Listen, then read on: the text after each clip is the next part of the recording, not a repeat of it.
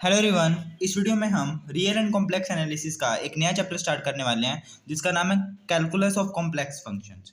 इस वीडियो में हम सबसे पहले जो टॉपिक पढ़ने वाले हैं उसका नाम है कॉम्प्लेक्स फंक्शन। कॉम्प्लेक्स फंक्शन को समझने से पहले हम ये समझते हैं जो हमारा फंक्शन होता है, सिंपल फंक्शन जो रियल नंबर्स के केस में होता है, वो क्या होता है। वो अगर आपको समझ में आ गया तब आपको कॉम्प्लेक्स फंक्शन बहुत आसानी से समझ में आ जाएगा।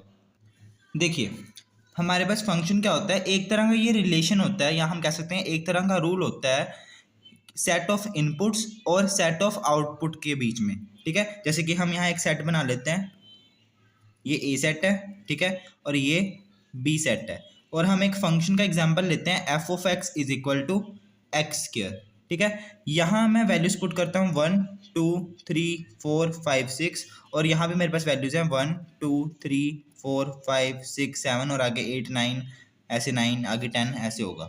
ठीक है, अब देखिए ये जो मेरा सेट है इसको मैं कह रहा हूँ set of inputs, set of inputs. ठीक है, मतलब कि ये सारी जो वैल्यूज हैं एक्स की हैं, यहाँ मैं एक्स की वैल्यूज जो पुट करूंगा, ठीक है, उसको ही मैं कह रहा हूँ सेट ऑफ इनपुट्स। ठीक है, और जो हमें वाई की वैल्यू, जहाँ हम कह सकते हैं एफ ऑफ एक्स की वैल्यू जो हमें मिलेंगी, ठीक है, वो हमें इस सेट में से मिलेंगी, इसको इसलिए मैं कह रहा हूँ set of outputs, set of outputs. ठीक है, तो इन दोनों के बीच में एक रिलेशन है, वो रिलेशन क्या है देखिए, अगर यहाँ मैं एक्स की वैल्यू 1 पुट कर रहा हूँ, ठीक है, तो मुझे एक वैल्यू मिलेगी इस सेट में से, वो मिलेगी 1, क्योंकि 1 का स्क्वायर क्या हो जाएगा 1, तो मतलब कि एफ ऑफ 1 मुझे क्या मिल रहा है, 1 मिल रहा है। ठीक है, अब मैं यहाँ एफ ऑफ 2 निकालता हूँ, मतलब कि 2 की वैल्यू निकालता हूँ, तो क्या निकलेगी, 2 2 से क्या होता है 4, तो मुझे ये मिल रहा है। ठीक है, इसी तरह 3 की वैल्यू मुझे इस सेट में क्या मिलेगी 9। ठीक है, इसी तरह मुझे 4 की वैल्यू यहाँ इस सेट में क्या मिलेगी 16। ठीक है, कहीं आगे 16 होगा। ऐसी 5 की वैल्यू इस सेट में मुझे आगे 25 मिलेगी, 6 की वैल्यू मुझे आगे इस सेट में कहीं क्या मिलेगी 36 मिलेगी। ठीक है, एफ ऑफ 2 क्या मिलेगा 4, एफ ऑफ 3 मुझे क्या मिलेगा 9, एफ ऑफ 4 मुझे क्या मिलेगा 16, एफ ऑफ 5 मुझे 25, एफ ऑफ 6 मुझे क्या मिलेगा 36। ठीक है, क्योंकि 6 से क्या होता है 36 होता है। तो देखिए इस सेट में हमें हर इनपुट के लिए एक क्या मिल रही है, आउटपुट मिल रही है, और सिर्फ एक ही आउटपुट मिल रही है। ठीक है, 1 के लिए हमारे पास जो एक वैल्यू है वो क्या है 1 नहीं है। ठीक है, 2 के लिए जो वैल्यू मिलेगी वो हमें 4 ही मिल रही है, मतलब एक ही वैल्यू। ठीक है, इन सब इनपुट्स के लिए हमें कोई ना कोई आउटपुट इस सेट में जरूर मिल रही है। ठीक है, और वो जो आउटपुट है वो यूनिक है, मतलब कि एक ही वैल्यू मिल रही है। ऐसे नहीं है कि 1 के लिए हमें एक 1 भी मिल रहा है और 1 के लिए हमें एक 2 भी मिल रहा है। 1 के लिए सिर्फ एक ही वैल्यू है 1, 2 के लिए एक ही वैल्यू है 4, 3 के लिए एक ही वैल्यू है 9, 4 के लिए एक वैल्यू है 16, ऐसे 5 6 के लिए हमारे पास वैल्यूज हैं, और हर एक एलिमेंट की वैल्यू है हमारे पास। तो ऐसे रूल को हम क्या कहते हैं, फंक्शन कहते हैं, या हम कह सकते हैं कि ऐसे रिलेशन को हम क्या कहते हैं, फंक्शन कहते हैं, जिसमें हमें हर इनपुट के लिए एक आउटपुट मिल रही है, और वो आउटपुट क्या है, सिर्फ एक ही है, मतलब यूनिक है।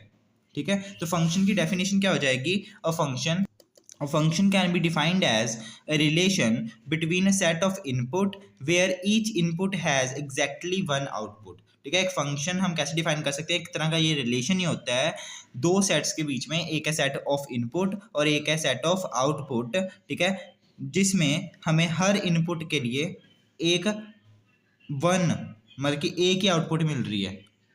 फंक्शन को हम लिख कैसे सकते हैं, फंक्शन कैसे डिफाइन है, ए से बी, क्योंकि हमारे पास यहाँ दो सेट है ना, ए से बी, तो ये हमारा फंक्शन होता है, इसको हम ऐसे डिफाइन करते हैं, मतलब कि हमारे पास जो सेट है इनपुट का वो ये यहाँ ए है और बी है। ठीक है, हमारे फंक्शन कहाँ से कहाँ है, ए से बी के बीच में है। और हमारे पास यहाँ जो ये ए सेट है, ठीक है, जो ये पहले वाला सेट होता है, इसको हम क्या कहते हैं, डोमेन कहते हैं। ठीक है, डोमेन यहाँ फिर हमारे पास क्या है 1 2 3 4 5 6। ठीक है, 6 एलिमेंट्स है ना इसमें, तो ये हमारी डोमेन है। और रेंज क्या होगी, रेंज होगी 1 1 4 और 9 16 25 36, ये हमारी रेंज है, मतलब कि जो हमें आउटपुट मिल रही है इनपुट डालने पर वो हमारी रेंज होती है, और वो रेंज इस सेट में होती है। ठीक है, ये सेट मैंने छोटा बनाया है, ये मान लेते हैं कि ये सेट हमारा 36 तक है, इसमें 36 नंबर्स हैं। ठीक है, अब उस केस में हमारे पास जो रेंज आएगी ये आएगी, ये सेट आपका 36 नंबर्स तक है। ठीक है, छोटा बना था इसलिए मैंने यहाँ तक की करा है। और जो आपका ये पूरा सेट बी सेट होता है, ठीक है। इस पूरे बी सेट को क्या कहा जाता है, कोडोमेन कहा जाता है। और जो आपकी कोडोमेन है उसमें भी आपके पास कॉम्प्लेक्स नंबर्स ही हैं। और ये आपको ध्यान में रखना है कि जो फंक्शन होता है उसमें हर एक इनपुट के लिए एक आउटपुट है होनी चाहिए और वो यूनिक होनी चाहिए। ठीक है, तो आई होप आपको समझ में आ चुका होगा कि फंक्शन क्या होता है। चलिए अब हम समझते हैं कि कॉम्प्लेक्स फंक्शन क्या होता है। देखिए हमने फंक्शन में भी क्या सीखा, फंक्शन कैसे से होते हैं। जैसे मैं एग्जांपल से बात करूं, ऐसे f of x is equal to x square plus one हो गया, ठीक है, या फिर f of x is equal to x cube हो गया। ये हमारे कुछ फंक्शंस के एग्जांपल हैं। यहाँ जो आपका ये एक्स होता है इसको हम क्या कहते हैं, वेरिएबल कहते हैं। ठीक है, इसके चेंज होने के साथ साथ जो आपका ये एफ ऑफ एक्स है ये चेंज होता जाता है। ठीक है, ये आपका सिंपल फंक्शन है। यहाँ आप एक्स की वैल्यूज पुट करते जाओगे, आपको यूनिकली एफ ऑफ एक्स की वैल्यूज मिलती जाएंगी। कॉम्प्लेक्स फंक्शन क्या होता है, वो भी ऐसा ही होता है, बस यहाँ वेरिएबल हमारे पास यहाँ क्या था, एक्स था, और एक्स यहाँ आपका कोई होता है रियल नंबर। क्या होता है, रियल नंबर। ठीक है, यहाँ कॉम्प्लेक्स फंक्शन के केस में आपके पास यहाँ एक्स नहीं होता, यहाँ क्या होता है, जेड होता है। ठीक है, जैसे कि एग्जांपल दे सकते हैं हम, f of x is equal to z square plus one. X नहीं आएगा, सॉरी जेड आएगा। F of z is equal to z square plus one. Z यहाँ क्या है, कॉम्प्लेक्स नंबर है, या कॉम्प्लेक्स हम इसको वेरिएबल कह सकते हैं, कॉम्प्लेक्स वेरिएबल। ठीक है, कॉम्प्लेक्स नंबर आपको पता है कैसे से होते हैं, एक्स प्लस आइटा वाई की फॉर्म में। मतलब कि जेड यहाँ क्या होगा, ऐसा होगा, एक्स प्लस आइटा वाई जैसा होगा। और एग्जांपल जैसे f of z is equal to z cube. तो हम कॉम्प्लेक्स फंक्शन को कैसे डिफाइन कर सकते हैं कि कॉम्प्लेक्स फंक्शन एक ऐसा रूल है या फिर एक ऐसा रिलेशन है जिसमें हमें किसी कॉम्प्लेक्स वेरिएबल के लिए एक या फिर एक से ज़्यादा वैल्यूज़ हमें एफ ऑफ जेड की मिलती हैं। आपने सही सुना, एक या एक से ज़्यादा वैल्यूज़ मिलती हैं किसी z वेरिएबल के लिए। हमने फंक्शन में क्या सीखा था कि अगर आप x की कोई वैल्यू पुट करते हो, इस वेरिएबल में कोई वैल्यू पुट करते हो, जैसे 1 पुट करी, ठीक है, तो उसकी हमें सिर्फ एक ही वैल्यू मिलेगी f ऑफ x के लिए। ठीक है, जैसे कि हम फंक्शन में हमने क्या सीखा था, ये हमारे पास दो सेट हैं, ए और बी। मान लेते हैं इसमें जो एलिमेंट्स हैं ए बी सी हैं और इसमें ई एफ जी। ठीक है, तो ए के लिए हमारे पास जो इमेज बनेगी वो ई बनेगी, मान लेते हैं। बी के लिए एफ और सी के लिए हमारे पास जी बन रही है। तो आप देख सकते हो कि हर एक एलिमेंट की एक इमेज है, सिर्फ एक इमेज। ठीक है, ये नहीं है कि ए की ई भी है और ए की एफ भी है। अगर किसी एलिमेंट की एक से ज़्यादा इमेज है तब हम उसको फंक्शन नहीं कहेंगे। ठीक है, तो इस केस में ये फंक्शन नहीं है। बट अगर ए की इमेज सिर्फ ई होती, एफ ना होती, तब हम इसको फंक्शन कहते। बट कॉम्प्लेक्स फंक्शन के केस में आपकी अगर z की एक वैल्यू आप यहाँ पुट करते हो और आपको f ऑफ z की एक या एक से ज़्यादा वैल्यूज़ भी मिल जाती है ना, तब भी हम इसको कॉम्प्लेक्स फंक्शन ही कहेंगे। तभी एक फंक्शन ही होगा, पर उसको हम क्या कहेंगे, कॉम्प्लेक्स फंक्शन। तो कॉम्प्लेक्स फंक्शन भी एक फंक्शन की तरह ही है, बट यहाँ हम क्या यूज़ करते हैं, z, मतलब कि कॉम्प्लेक्स वेरिएबल यूज़ करते हैं, जबकि सिंपल फंक्शन के केस में हम x का यूज़ करते हैं जो कि आपका रियल वेरिएबल होता है। और इस केस में रियल वैल्यूड फंक्शन के केस में आपके पास हर एलिमेंट की एक ही इमेज होती है, जबकि x की एक वैल्यू के लिए आपको f ऑफ x की एक ही वैल्यू मिलेगी। जबकि z कॉम्प्लेक्स फंक्शन के केस में अगर z की आप एक वैल्यू किसी कॉम्प्लेक्स फंक्शन में पुट करते हो तो उस केस में आपको f ऑफ z की एक या एक से ज़्यादा वैल्यूज़ भी मिल सकती हैं। तो आपको समझ में आ चुका होगा कि कॉम्प्लेक्स फंक्शन भी एक तरह का सिंपल फंक्शन ही है, बस यहाँ हम क्या यूज़ करते हैं, कॉम्प्लेक्स वेरिएबल यूज़ करते हैं x की जगह। कॉम्प्लेक्स वेरिएबल कैसा होता है, z is equal to x plus iota y की फॉर्म का होता है। ठीक है, और जो आपको f ऑफ z मिलेगा ना, वो भी एक कॉम्प्लेक्स नंबर की फॉर्म में मिलेगा, जैसे कि u प्लस आयोटा v की फॉर्म में ही आएगा उसका आंसर भी।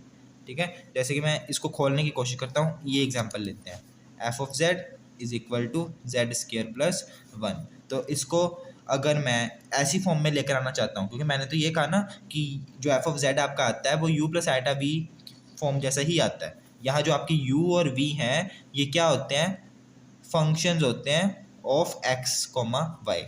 ठीक है, तो मैं इसको अगर इस फॉर्म में लेकर आना चाहता हूँ, कैसे लेकर आऊँगा, देखिए z की वैल्यू पुट कर दो, x प्लस आयटा वाई होती है जेड की वैल्यू, उसका स्क्वायर प्लस 1। अब स्क्वायर खोलो, X square plus iota Y का square plus 2 into iota X Y plus 1 as it is. Next step में एक्स स्क्वायर आयटा स्क्वायर क्या होता है -1, ठीक है, और वाई का square as it is plus iota into 2xy plus 1। अब जो आयटा वाली टर्म्स हैं उनको अलग कर दो, तो आयटा वाली सिर्फ एक ही टर्म है, इसको मैंने अलग लिख दिया, और बिना आयटा वाली टर्म्स को एक साइड कर दो, x square minus y square plus 1। ये है आपका रियल पार्ट, ये है आपका इमेजिनरी पार्ट। आयटा के साथ वाला इमेजिनरी पार्ट होता है और आयटा से जो दूर वाला होता है वो रियल पार्ट होता है।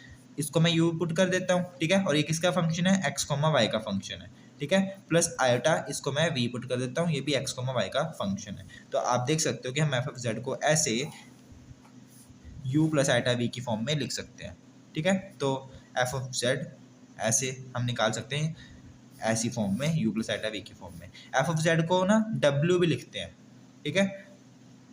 अब हम कॉम्प्लेक्स फंक्शन की डेफिनेशन को देखते हैं।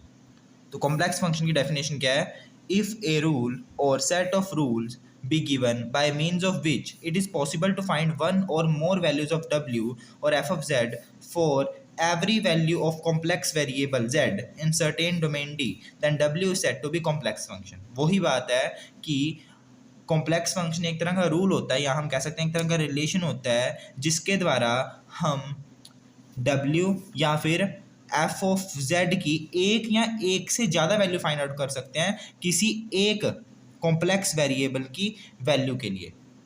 जैसे कि हमारे पास कोई कॉम्प्लेक्स फंक्शन है f of z is equal to z square, ठीक है। तो यहाँ आप जेड की वैल्यू पुट करोगे, आपको जेड की एक वैल्यू के लिए, कोई भी एक वैल्यू के लिए एफ ऑफ जेड की एक या फिर एक से ज़्यादा वैल्यूज़ मिल सकती हैं।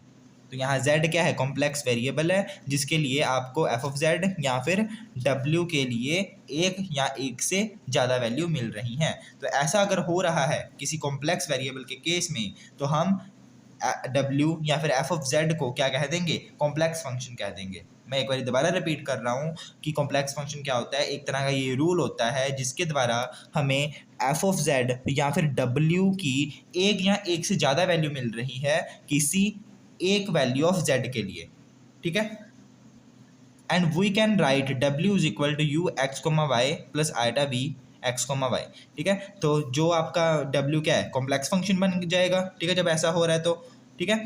तो उस केस में फिर जब वो कॉम्प्लेक्स फंक्शन बन चुका है तो उसको हम ऐसे लिख सकते हैं, ऐसी फॉर्म में u x comma y plus iota v x comma y, ठीक है। w जो है एफ ऑफ जेड एक ही बात है, कहीं w यूज़ कर रखा होगा, कहीं एफ ऑफ जेड यूज़ कर रखा होगा, तो इसकी मतलब कि एक ही बात होगी।